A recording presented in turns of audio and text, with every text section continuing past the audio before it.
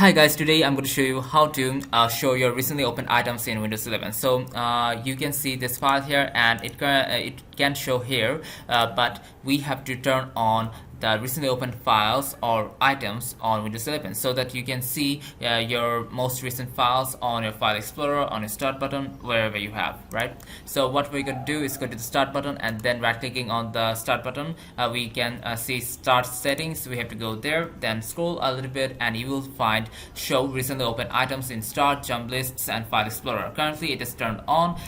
You will have it off if you do not have it off. If you have it on, then you will be able to see recently opened items in start, jump lists, and file explorer. So that's how you can enable show recently opened items in start, jump lists, and file explorer. And that means that whenever you're opening a file or a thing, it's going to show up in your recently opened files. Thank you everyone for watching this video, and I will see you with the next video. Goodbye.